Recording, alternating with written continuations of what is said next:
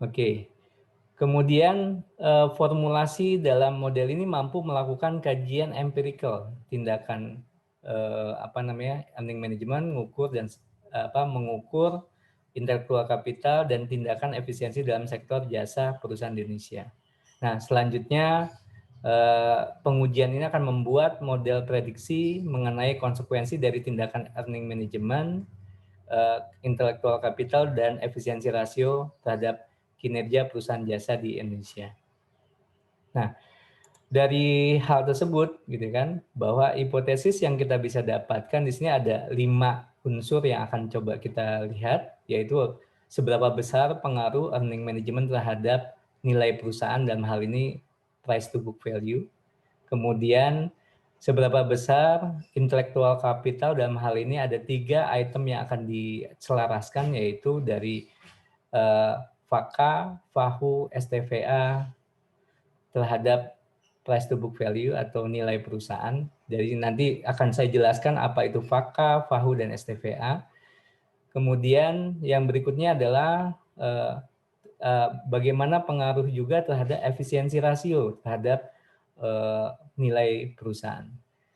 Seperti kita bahas lebih lanjut gitu ya, pada dasarnya efisiensi itu relatif baik, tapi nanti akan terlihat dari hasil menyatakan bahwa ternyata pengaruhnya malah berbalik. Semakin terlalu efisien malah membuat nilai perusahaan suatu perusahaan jasa itu semakin semakin rendah intinya. Kita lihat nanti.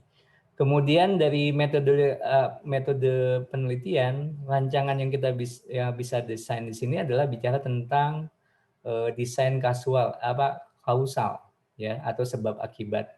Jadi data yang kita gunakan adalah data sekunder, kemudian populasi, sampel, dan penelitian perusahaan jasa yang terdiri dari kesehatan, subsektor restoran, hotel, dan pariwisata. Ini masuk ke dalam kategori subsektor kesehatan dan subsektor restoran, hotel, dan pariwisata. Bahan yang saya gunakan dalam riset ini adalah berjumlah dari tahun 2013 sampai 2019. Variabel yang saya gunakan di sini meliputi dari earning management atau manajemen laba, intellectual capital, dalam hal ini diwakili oleh FAKA, FAHU, dan STVA. Dan kemudian efisiensi rasio dengan ini menggunakan stochastic frontier analysis. Jadi nanti ada pengukuran terhadap efisiensi rasio.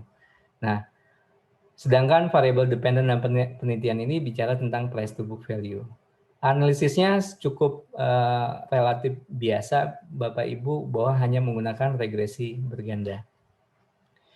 Oke, ini adalah model yang saya coba kembangkan dalam aspek ini.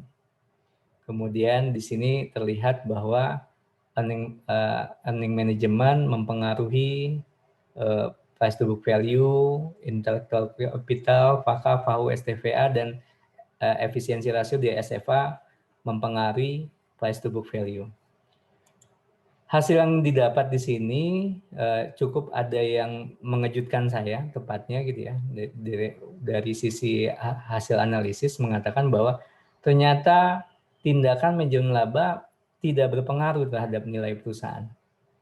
Di sini disebutkan bahwa tidak ada pengaruh sama sekali gitu ya, berarti artinya kemampuan manajemen laba pada perusahaan jasa tidak mempengaruhi peran dari peran dalam mempengaruhi nilai perusahaan. Sedangkan dalam intellectual capital, di FAKA dan STVA yang berpengaruh terhadap price to book value.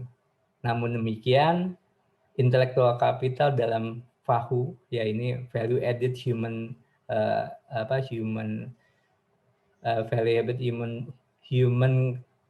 ini ternyata tidak mempengaruhi dari nilai perusahaan.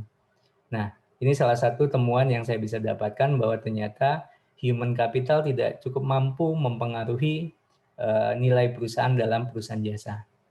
Nah, yang berikutnya bicara tentang efisiensi. Yang menarik di sini adalah bicara efisiensi yang dengan proxy yang saya gunakan adalah menggunakan stochastic frontier analysis yang menggunakan semacam trend analysis gitu kan. bahwa menjelaskan bahwa dia berpengaruh terhadap nilai perusahaan. Tapi rasio ini semakin dia efisien malah membuat nilai perusahaan suatu perusahaan menjadi lebih rendah. Ini terlihat bahwa nilainya negatif di sini. Nah, ini yang perlu dicermati, perlu dilihat apa peran serta dari efisiensi. Saya khawatir bahasa yang bisa disimpulkan bahwa semakin efisien dalam jasa mengorbankan kualitas dari layanan. Mungkin itu jadi jawaban yang bisa dibahas kenapa nilainya itu negatif. Nah, kesimpulan dari yang bisa disampaikan di sini ada 5 item yang disampaikan. Bahwa yang pertama itu adalah earning management tidak berpengaruh. Intellectual capital, FAKA berpengaruh positif terhadap PBV. Intellectual capital FAHU tidak berpengaruh terhadap PBV. Intellectual capital STVA berpengaruh positif terhadap PBV dan efisiensi rasio atau dari STVA berpengaruh negatif terhadap PBV. Nah, temuan yang bisa diambil dari penelitian tadi, ya intinya tindakan earning management ternyata tidak mampu untuk mempengaruhi nilai perusahaan. Saya berasumsi bahwa dalam manajemen laba dalam perusahaan jasa tidak cukup ruang dalam mengoptimalkan earning manajemennya. Jadi mungkin terlalu ketatkah atau seperti apa, saya belum bisa memahami lebih dalam tentang konsep kenapa earning management ini tidak berpengaruh. Sedangkan di intellectual FAKA mampu mempengaruhi nilai perusahaan secara positif, mengindikasikan bahwa kemampuan perusahaan bersama mitra-mitra bisnisnya berjalan dengan sangat baik dan mampu meningkatkan nilai perusahaan. Jadi ketika kapital kapital aset gitu ya, kapital modal intelektual dalam kapital asetnya ini mampu mempengaruhi. Artinya apa? Jadi modalnya perusahaan dengan goodwill-nya dia mampu bisa meningkatkan nilai perusahaan. Jadi semakin rumah sakit dipercaya oleh publik, maka akan semakin dia meningkatkan nilai perusahaan.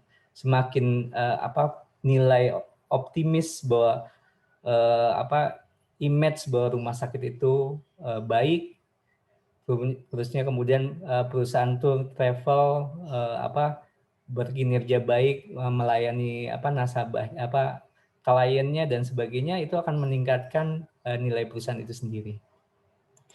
Yang berikutnya adalah FAHU. Nah, ini kenapa tidak mampu mempengaruhi nilai perusahaan? Saya berindikasi bahwa kemungkinan mungkin karena di dunia jasa gitu ya, di perusahaan jasa itu pendidikan dan profesi mungkin sudah relatif baik dan sudah sangat kompeten, dan dari industri perusahaan nggak perlu banyak-banyak mengeluarkan biaya untuk meningkatkan skill dari perusahaan, skill dari karyawannya gitu. Itu mungkin jadi alasan kenapa FAHU tidak cukup mampu mempengaruhi nilai perusahaan. Nah, yang berikutnya adalah STVA, ya kan, kemampuan nilai perusahaan secara positif. Ini mengindikasikan bahwa sarana dan prasarana dari sebuah perusahaan jasa relatif vital perannya. Jadi artinya apa? Setiap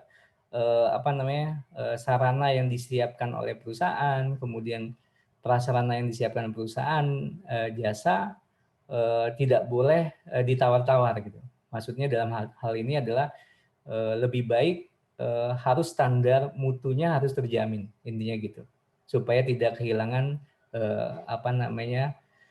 customer-nya ataupun kehilangan dari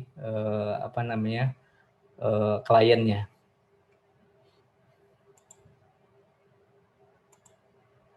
Sedangkan dari efisiensi, kalau kita lihat di sini ada indikasi bahwa semakin mencoba untuk efisien, maka akan mengurangi nilai perusahaan dalam jangka panjang. Artinya bagi perusahaan jasa yang mengandalkan kualitas layanan tidak bisa dilakukan tawar-menawar terkait hal yang sifatnya efisiensi.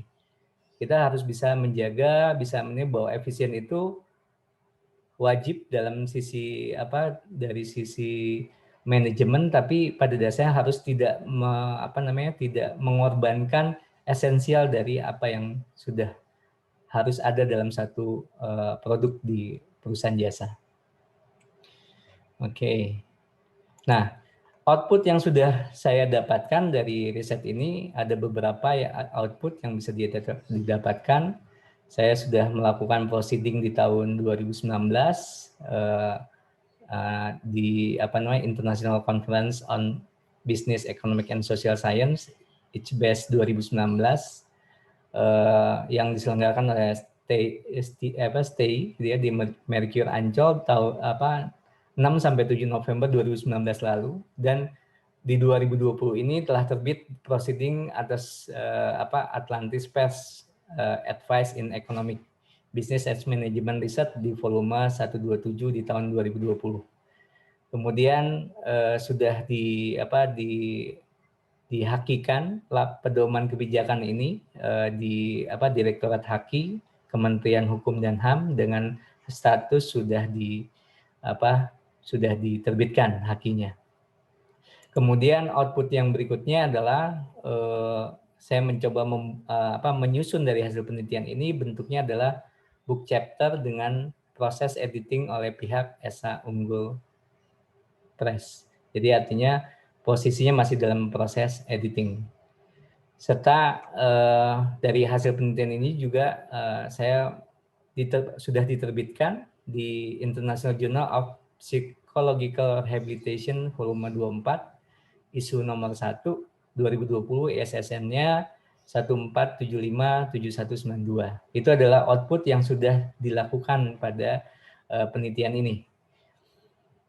Oke, Bapak Ibu, saya mencoba untuk mudah-mudahan saya tidak menggurui Bapak Ibu gitu ya, tapi saya mencoba untuk menyamakan persepsi apa yang dimaksud dengan konsep 3 item saya, yaitu bicara tentang earning management, kemudian intellectual capital, dan satu lagi efisiensi rasio.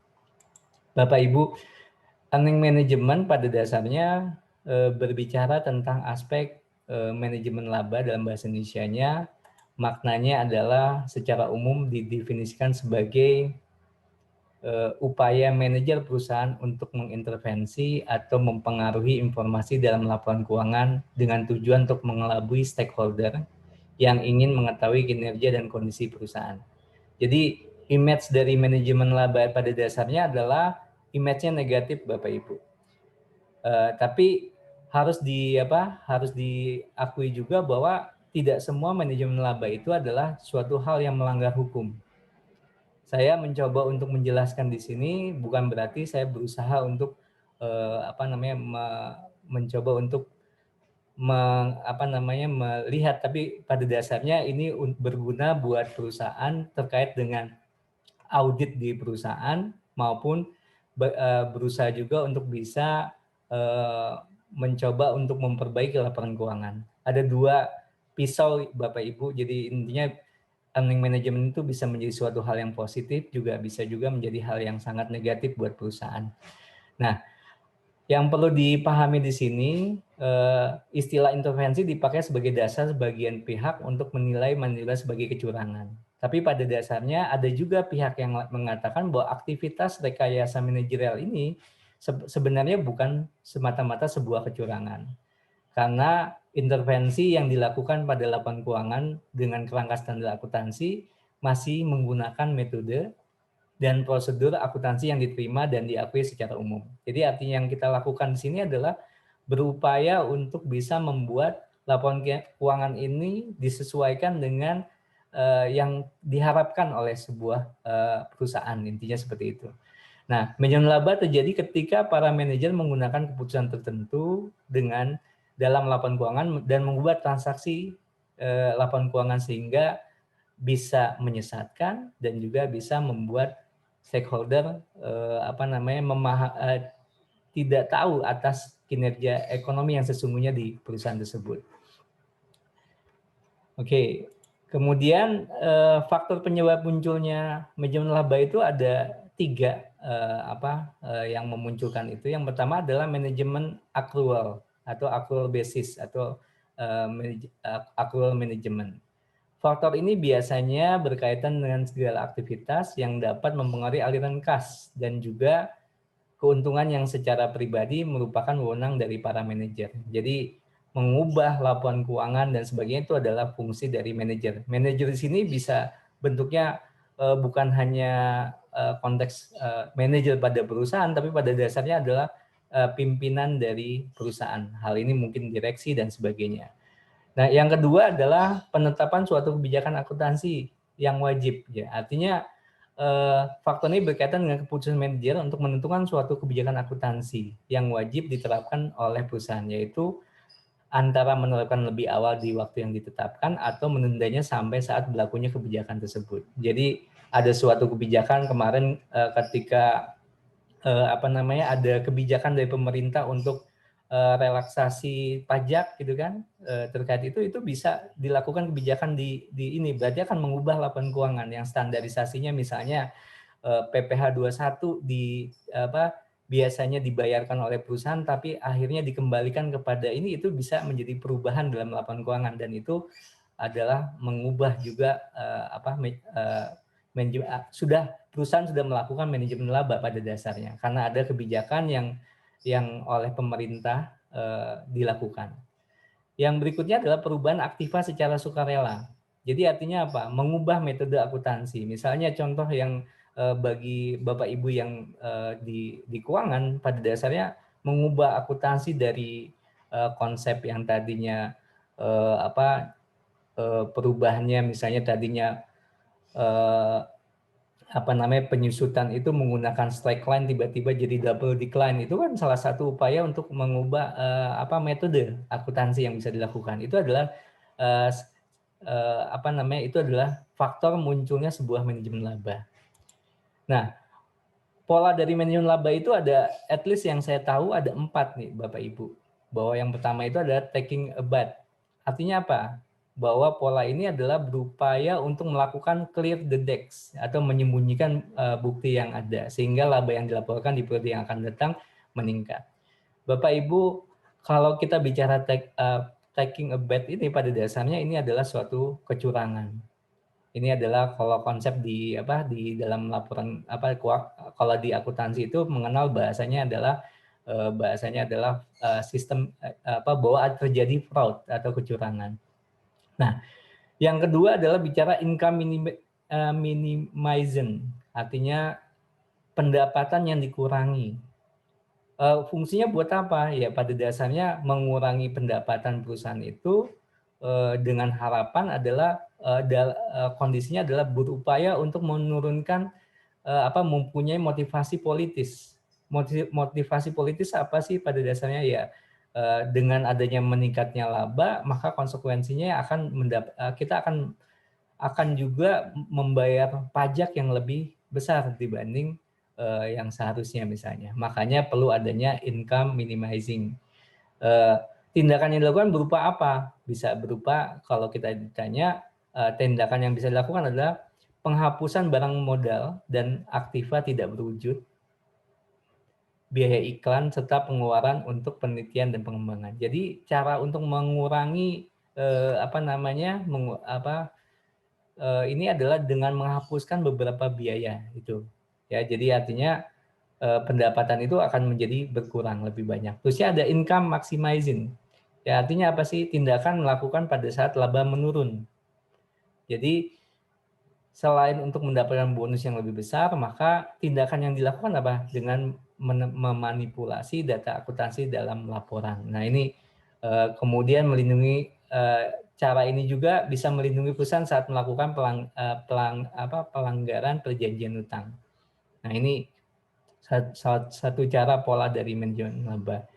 Yang berikutnya adalah income smoothing. Nah, ini salah satu pola juga yang bentuknya yang paling menarik. Kenapa? Karena pada dasarnya pihak investor dalam hal ini, karena ini adalah bicara tentang perusahaan go publik ya Bapak Ibu, maka konteksnya adalah lebih mengarah kepada bagaimana harapan dari investor. Investor menyukai laba yang relatif stabil dan juga upaya dari perusahaan membuat investor itu tidak takut ketika mau berinvestasikan ke perusahaan kita gitu.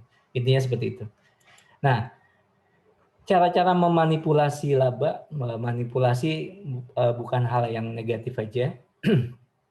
Ada jumlah yang memanipulasi laba. Nah, yang harus dilakukan adalah faktor akuntansi ini adalah menggunakan altering judgment menurut Haley dan Walhan maupun dengan faktor yang sifatnya real. Jadi manipulasi itu ada dua, bisa bentuknya dari sisi akuntansi juga bisa sisinya faktor real. Dari akuntansi bisa dengan menerapkan standar GAAP atau IFRS kalau kita di Indonesia, maupun dengan mencoba mencoba melanggar ketentuan dari GAAP atau IFRS. Nah, dari GAAP ini apa aja yang bisa kita lakukan dalam melakukan manajemen laba, yaitu dengan memilih metode yang menguntungkan buat perusahaan. Kemudian altering judgment dan juga structuring transaction. Jadi cara-cara yang bisa kita lakukan dalam manajemen laba ini ada banyak konsep gitu kan. Tapi ada yang melanggar, ada juga yang sesuai dengan ketentuan yang ada di akuntansi. Nah, faktor real itu ada yang namanya non-myopic dan myopic. Nanti akan dijelaskan di bawah setelah ini apa itu.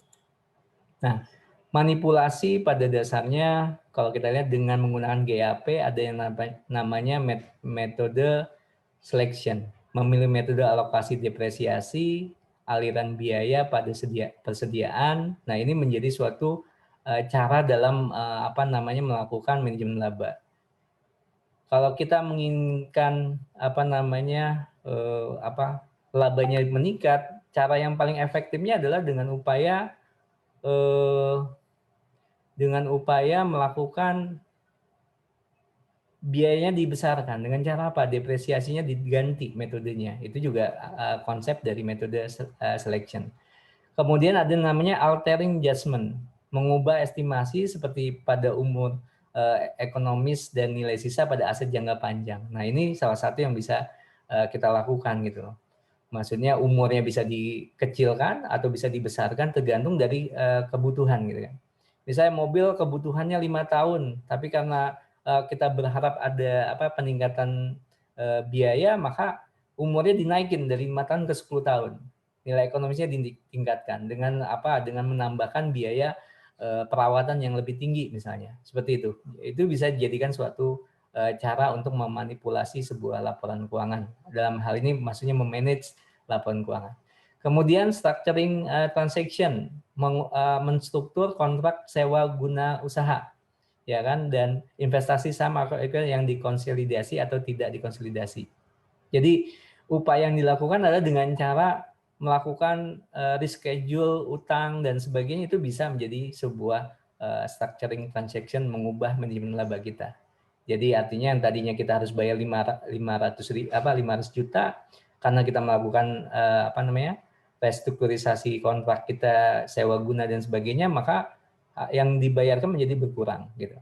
Atau bisa menjadi kebalikannya, bisa lebih. Nah, kemudian yang melawan dari GAP atau standar, maka dengan melakukan transaksi fiktif. Ini yang sangat tidak diarahkan gitu ya, bahwa tidak bisa dilakukan transaksi fiktif. Kalau ketahuan fatal buat perusahaan. Apalagi perusahaan yang sifatnya go publik. Nah, ini mempercepat pengakuan pendapatan. Ini yang terjadi pada waktu Garuda Indonesia mengakui pendapatan yang belum terjadi. Nah, ini banyak yang terjadi. Jadi banyak contoh-contoh yang dilakukan oleh perusahaan. Kemudian manipulasi faktorial. Jadi apa yang dilakukan? Ada dua, ya kan? Di sini ada non-myopic. Jadi cara non-myopic itu cara yang tidak hanya banyak berpengaruh pada jangka panjang perusahaan. Contohnya apa? Misalnya produksi berlebih, gitu kan? Produksi berlebih menunda penjualan ke periode berikutnya. Jadi apalagi di tahun-tahun sekarang nih, dari Desember ke Januari, ini adalah momen di mana kita bisa melakukan faktorial untuk bisa melakukan manajemen laba. Kemudian miopic, apa itu miopic? Yang mempengaruhi faktor jangka panjang perusahaan. Misalnya apa? Menunda biaya research and development.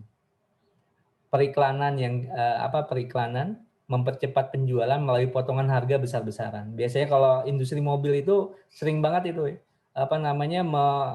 bikin diskon besar-besaran untuk menjual produknya, gitu kan. Nah, itu salah satu cara-cara manajemen laba perusahaan dalam menjalankan tapi ada konsekuensi yang harus logis di sini adalah ini akan menunda peluncuran produk baru dan akan menghambat perusahaan terhadap memasuki pasar. Jadi ya bisa tertunda dan akan merugi jangka panjang. Ini bisa dipastikan seperti itu, konsekuensi yang bisa muncul.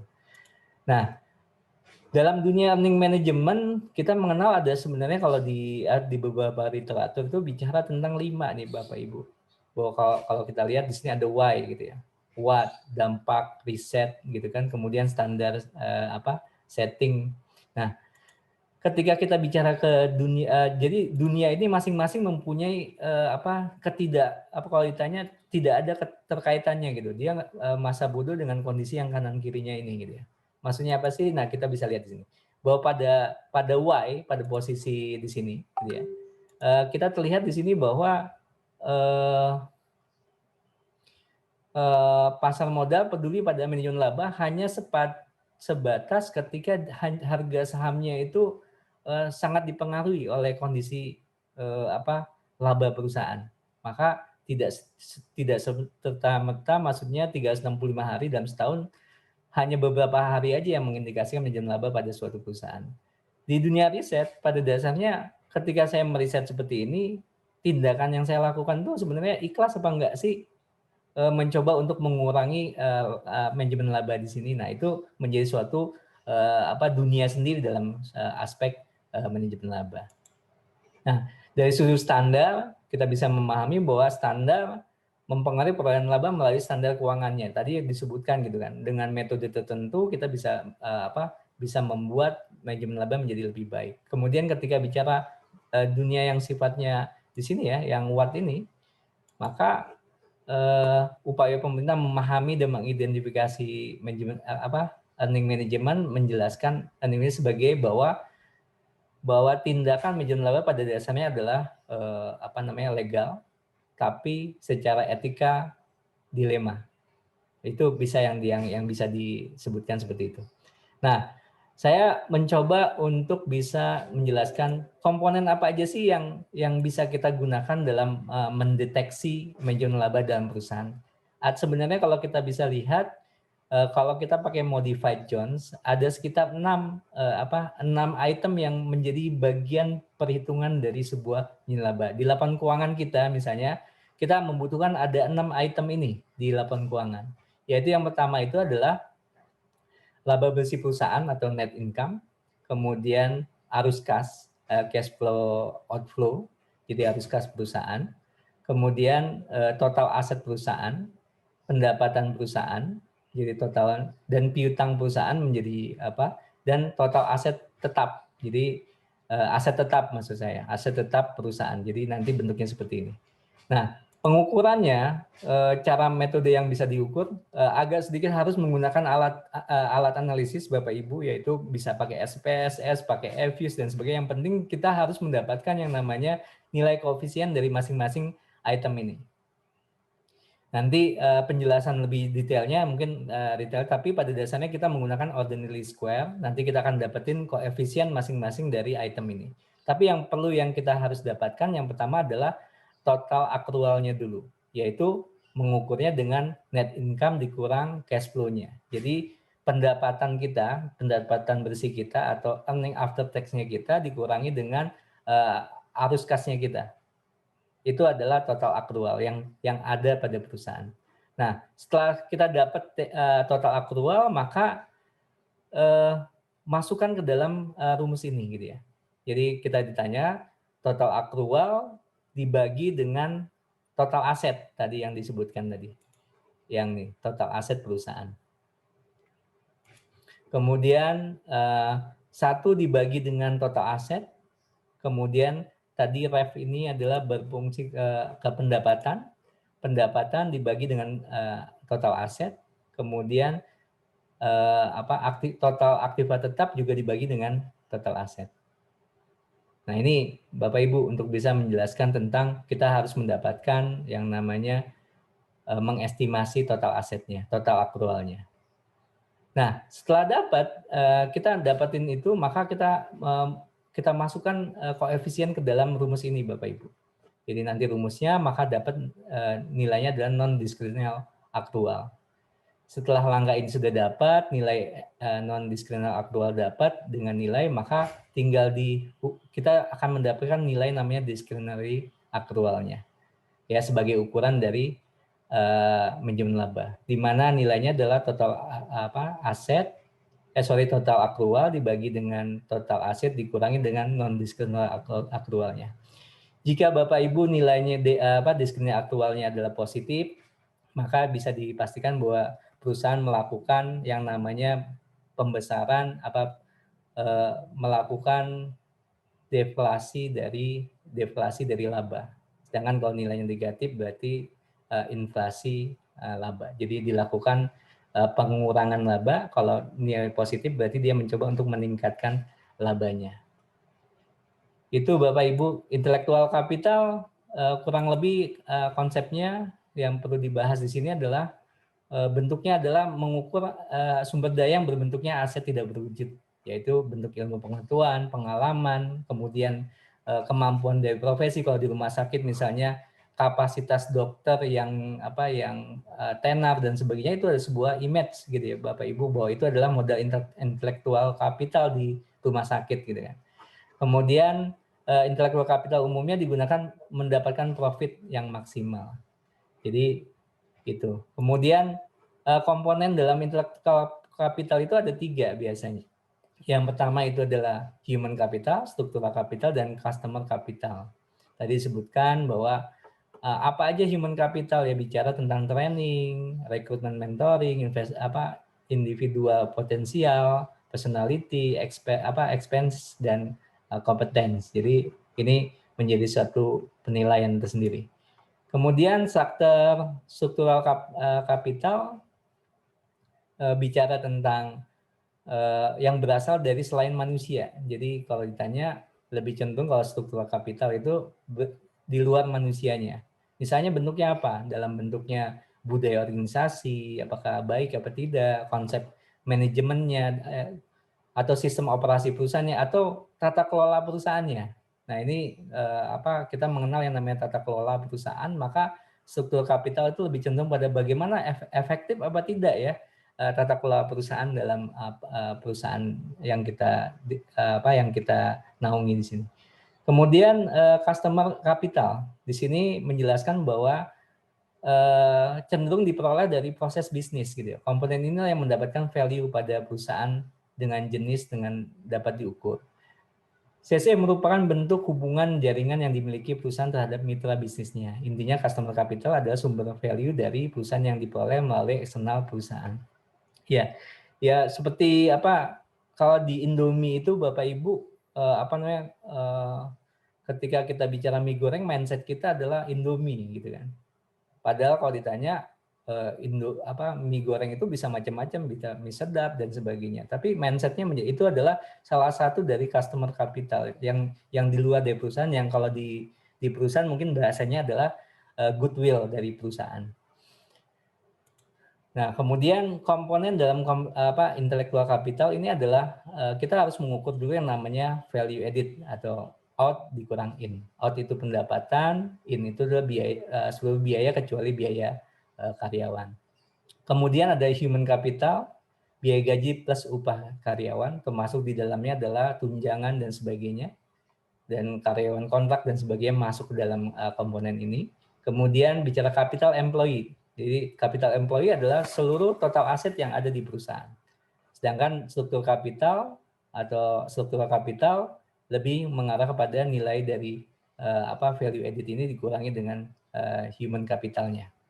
Nah, itu Bapak Ibu terkait dengan intelektual. Oke, caranya ditanya, caranya sebenarnya sama gitu ya, tahapannya mencari hitung VA, FAKA, FAHU, STVA, dan akhirnya di ujungnya adalah mencari FAIQ-nya, totalnya. Dan nanti ketika diukur Bapak Ibu, ukurannya performanya akan muncul seperti ini indikatornya. Kalau FAIQ-nya di atas nilai 3, maka dikatakan dia adalah top performance. Jadi modal intelektual dari perusahaan tersebut relatif sangat baik.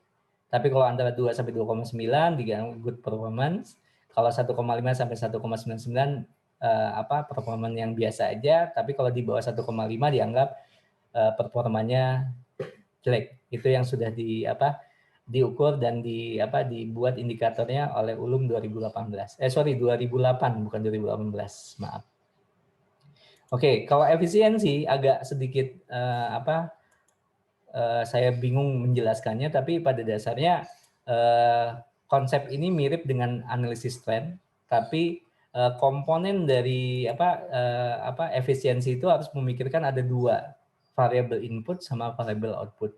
Di mana variable input itu ada 3 aspek yang dinilai, biaya operasional, total aset, tapi total aset di sini bukan total aset secara laporan keuangan, tapi lebih cenderung pada total aset di sini ada aset bersih ditambah total hutang. Dan kemudian biaya tenaga kerja dan total outputnya adalah pendapatan pada perusahaan.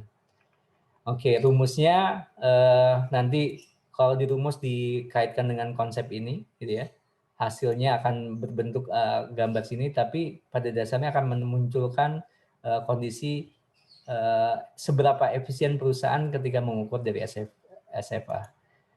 Baik Bapak Ibu, itu materi yang saya sudah jelaskan, mohon maaf agak lama gitu ya, tapi itu yang bisa dibahas. Berikutnya mungkin Ibu Evi dan teman-teman yang lain, Dr. Feni mungkin bisa beri masukan saya atau mungkin ada pertanyaan yang bisa saya jawab. Waktu dan tempat dipersilakan. Iya, terima kasih. Mungkin dari keuangan Mbak Novi barangkali atau Dr. Mas.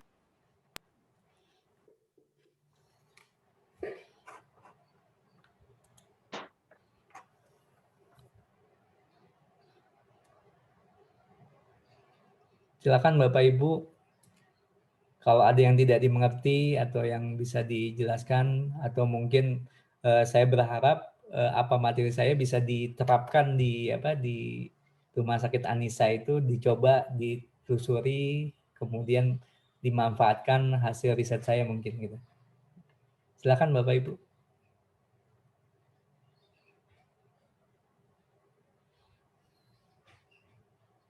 Nanti saya share materi saya ke Bu Evi kali ya Bu. Iya boleh Pak. Nah, nanti materinya atau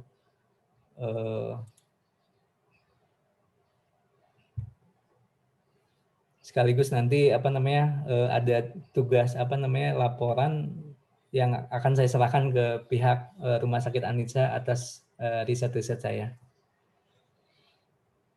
Baik Bapak Ibu, mohon masukannya. Kalau ada yang kurang, mungkin ada yang miss karena saya tidak terjun dalam rumah sakit, mungkin ada yang yang bisa dimasukkan. Oh ini salah Bapak gitu misalnya kan, karena dalam rumah sakit konsepnya berbeda misalnya begitu. Mungkin bisa dibantu sayanya dalam aspek itu, seperti itu gitu. Assalamualaikum warahmatullahi wabarakatuh. Waalaikumsalam.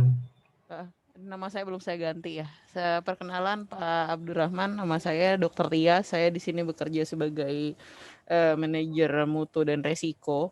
Ya baik Bapak Ibu dokter. Materinya ini menarik sekali, biarpun saya butuh ekstra nih kayaknya ya untuk mencerna. Karena saya sendiri background-nya MM, tapi mungkin saya tidak sampai ilmunya juga tidak sampai sini ya, untuk masalah tadi earning management sampai pengaruhnya sama intellectual capital. Kayaknya intellectual capital juga mungkin belum jadi hal yang umum ya Pak ya, untuk di perusahaan-perusahaan. Kalau saya tangkapnya gitu, maksudnya untuk perhitungan intellectual capital itu sendiri gitu. Iya, Ibu. Jadi intinya untuk biasanya untuk kepentingan pribadi aja, Bu. Kepentingan perusahaan mengukur kira-kira seberapa jauh kapasitas perusahaan dalam mengelola modal intelektualnya dia gitu. Jadi sebenarnya kalau di rumah sakit terutama ya ya Bu Dokter gitu ya, bahwa selama ini kan kalau ditanya kemampuan dokter dalam melayani pasien, kemudian istilahnya dokter yang dikenal umum itu gitu kan, maksudnya yang dikenal yang pasiennya banyak dan sebagainya itu tidak tercantum dalam laporan keuangan kita kan, Bu, gitu. Padahal Jadi itu ini juga sebenarnya kan mengukur itu sebenarnya gitu. Oke, jadi untuk mengukur lebih ke hal yang intangible gitu ya. Intangible, betul, Bu, gitu. Biasanya kan yang dihitung kalau dari perusahaan itu kan banyak mengukurnya tangible-nya ya, Betul. Nah, mungkin itu yang berapa kita asetnya gitu ya. betul. Nah, itu yang perlu istilahnya walaupun sebagai tidak menjadi suatu kebijakan umum dalam perusahaan publik, tapi Bu, itu bisa menjadi kebijakan institusi dalam pengembangan modal intelektual kapitalnya. Bahwa konsep modal intelektual kapital itu penting di perusahaan karena kan kalau pada dasarnya kayak SDM kita dianggap sebagai biaya, padahal harusnya diukur menjadi sebuah aset gitu loh, Bu.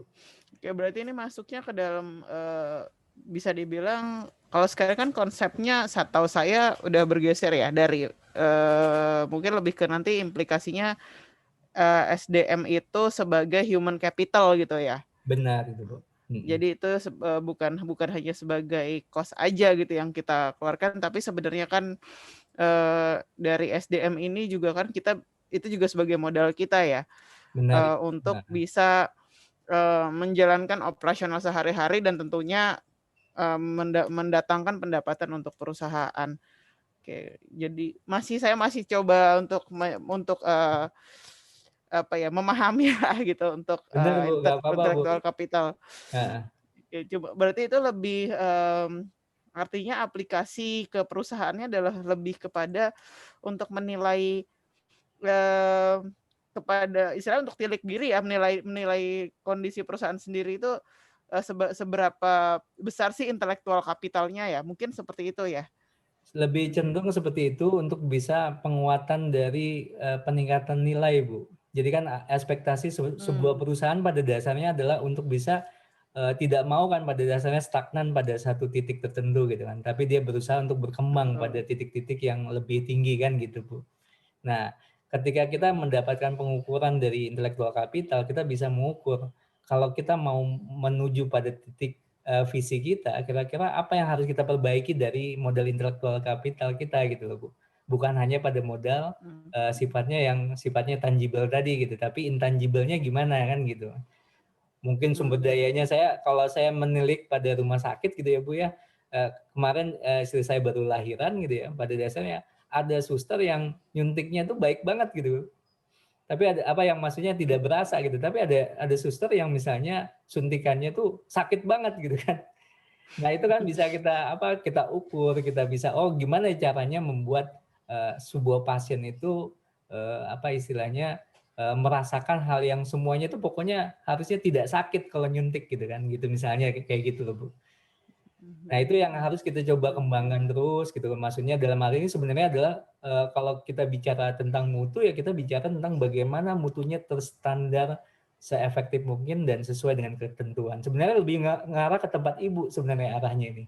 Ke mutu gitu. Oke, ya dan mungkin gini, kita mengenal konsep kalau aset dan hubungannya sama kita harapkan kan dengan intellectual capital kita yang baik tentu mungkin nanti ada pengaruhnya juga ya ke profitability. Kalau tadi kan mungkin agak minggir sedikit nih kalau tadi penelitian Pak Abdurrahman kan lebih kepada nilai perusahaannya ya. Iya, Bu. Tapi Tapi kan kalau sebelum nilai ada profit, Bu. iya. Jadi kalau Mungkin tapi bisa menaikkan juga ke nilai itu perlu profitability ya. profitnya. Oke, tapi itu juga bisa berpengaruh juga kah kepada profitability sebuah perusahaan gitu? Karena ya kadang gini, Untuk kalau dampaknya di saya tuh gini, kalau misalkan namanya meningkatkan mutu cenderung untuk identik dengan meningkatkan Cost. biaya Betul, gitu. betul. Jadi tentu saya harus punya apa namanya kayak variabel lain lah ya. Oke, itu meningkatkan biaya, tapi dia bisa meningkatkan misalnya meningkatkan pendapatan. Tentu ini apakah konsep intellectual capital ini bisa digunakan juga gitu. Artinya meningkatkan mutu, meningkatkan intellectual capital, dan dampaknya mungkin nanti ada perhitungan ya. Kadang-kadang kalau stakeholder pengennya kan, oke, saya ngeluarin uang sekian untuk tujuannya meningkatkan mutu, tapi apa yang kemudian saya dapat gitu. Iya benar Bu. Pas biasanya Kalau kalau kasarnya kan kayak gitu.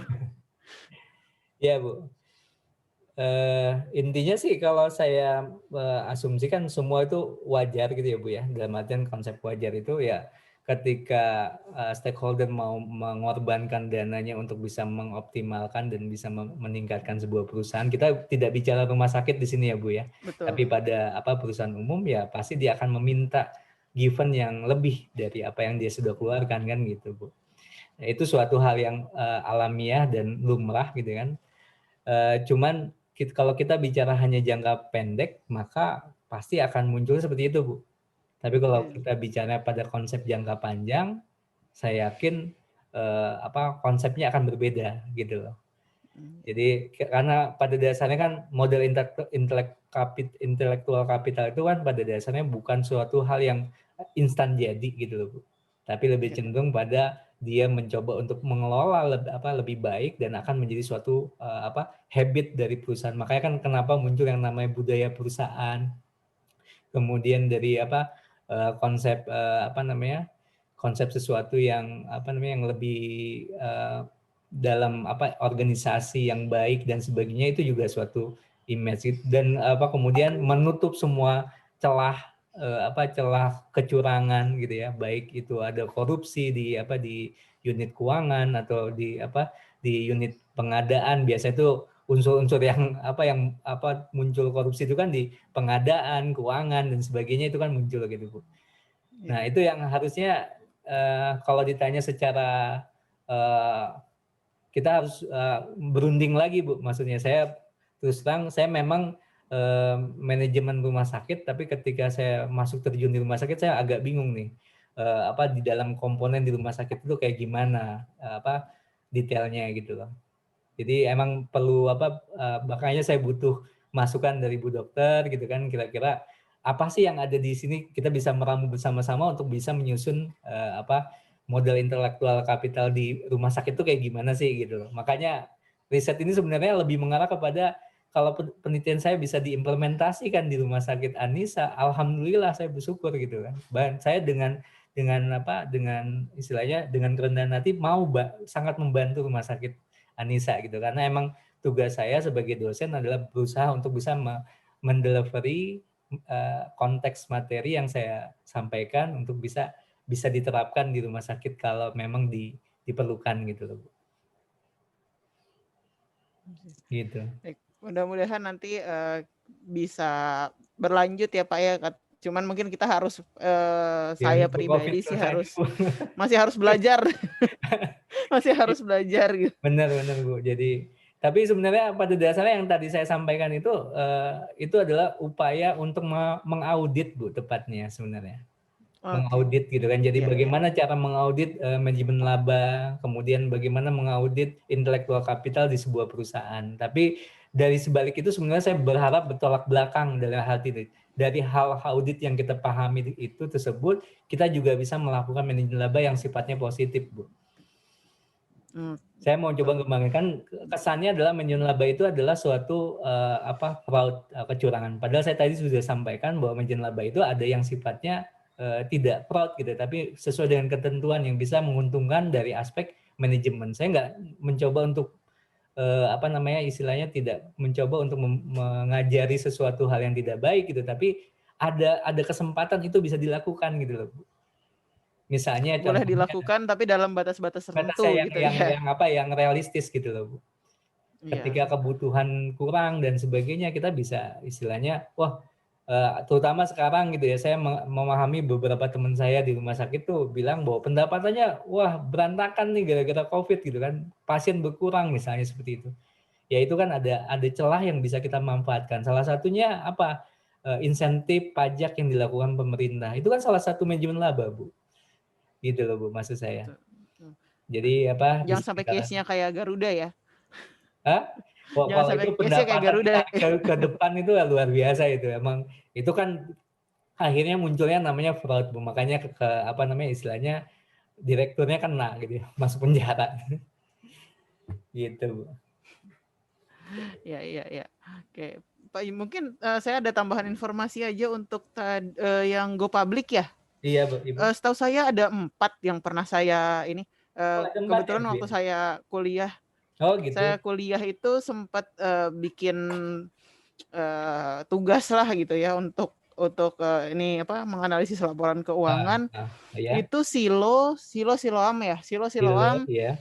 Mika Mitra Keluarga, kemudian yang Omni Group, saya lupa Omni itu apa, sama Mayapada. Mayapada tuh Sinar namanya apa ya, saya lupa. Tapi 4 rumah sakit grup rumah sakit itu tuh yang setahu saya udah seharusnya muncul ya. Tapi yang seharusnya muncul itu. Saya screening kemarin itu di sektor kesehatan itu hanya ada 2 gitu. Nanti saya cek lagi, Bu. Mohon maaf kalau emang salahnya. Nggak apa-apa, Pak. Mungkin informasi tambahan aja. Selain nanti itu saya coba cross check dan saya coba kalau memang benar, saya dengan 4 ini mungkin lebih enak saya coba fokus pada rumah sakitnya gitu, Bu. Karena kan karakternya yang saya bilang tadi, rumah sakit itu suatu lembaga yang unik gitu kan. Artinya tidak bisa menjadi lembaga yang jasa murni, tapi juga nggak bisa jadi lembaga yang memproduksi barang tertentu, nggak bisa gitu kan. Karena dua-duanya dijalankan gitu kan. Ya kalau dari Dokter Edi sendiri sih pernah jelasin rumah sakit itu bisa 3 juga, termasuk selain value added ya. Jadi value added kan produksi ya, kemudian jasa sama termasuknya network juga. Iya. Karena itu kan mungkin pengembangan barunya begitu, Bu. Karena kan saya kuliah udah 2004 selesai gitu, saya lupa. Habis itu saya ini, Bu, melipir ke dunia keuangan gitu, Bu. Jadi saya sekarang di Fakultas Ekonomi, sarjana kesehatan masyarakat gitu kan. Akhirnya agak lupa dengan konteks yang ada di rumah sakit gitu. Jadi cuman rumah sakit kalau dari penjelasan Dokter Edi kita bisa 3, makanya memang tidak jasa murni, tidak produksi murni, tidak juga networking murni gitu ya, tapi bisa 3-tiganya. Ya mungkin nanti kita bisa diskusi lebih lanjut lah, Pak. Mungkin dari saya sih itu aja. Makasih, Bu. Terima kasih. Mungkin ada lagi dari Bapak Ibu yang lain bisa. Terima kasih, Ibu, masukannya, tambahannya nanti bisa banyak lebih diskusi di luar jadwal sekarang mungkin. Silakan.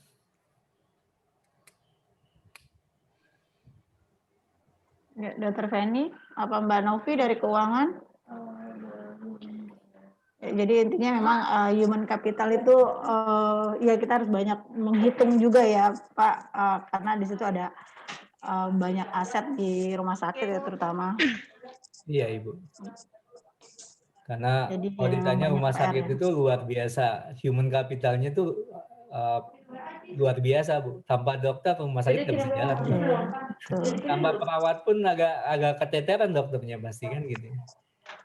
Jadi tanpa rekam medik, dokter akan istilahnya akan pusing gitu dengan kondisi tidak adanya riwayat penyakit ketika menentukan obat dan sebagainya. Itu saling bersinambungan yang menurut saya luar biasa kalau kerjasama dari tim itu tuh luar biasa.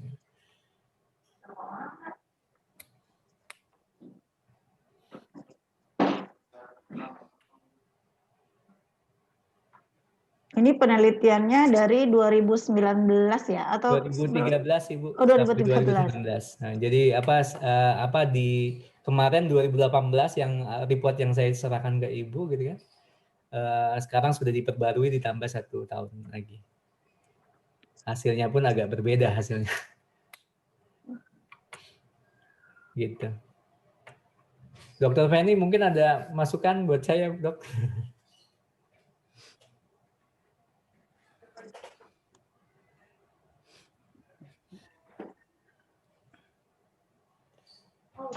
Dari saya sudah cukup sih Pak, dari Dokter Tia sudah merangkum semua ya masukan-masukannya.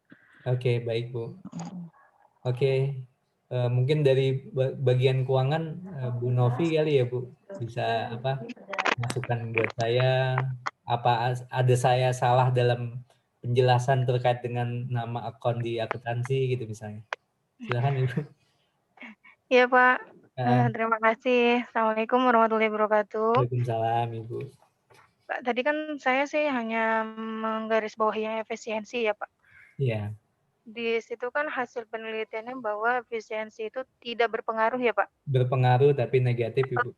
Ya berpengaruh, tapi kan negatif ya Pak. Nah kalau misalkan kita lihat itunya perhitungannya dari mana ya Pak untuk efisiensinya? Itu yang pertama.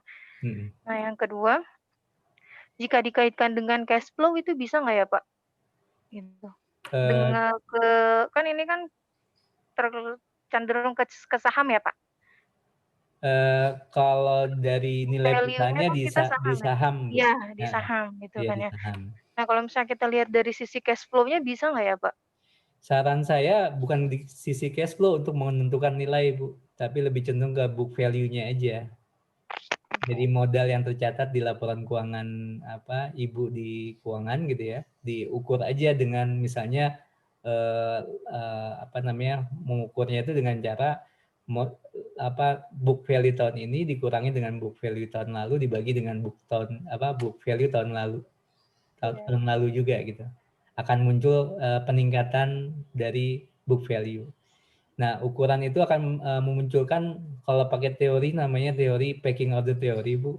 Jadi nanti pecking order theory. Jadi kalau ditanya perusahaan kalau misalnya meningkatkan book value meningkat dari tahun ke tahun itu karena apa ya gitu. Apa karena faktor laba ditahannya yang ditahan banyak, dividennya dikeluarkan lebih dikit misalnya gitu. Itu untuk mengukur dari sisi tapi kalau dari cash flow itu bicaranya sesuatu hal yang berbeda lagi gitu. Iya. Nah, karena kalau cash flow dikaitkan dengan manajemen laba tadi gitu. Kalau bisa diukurnya kalau tadi.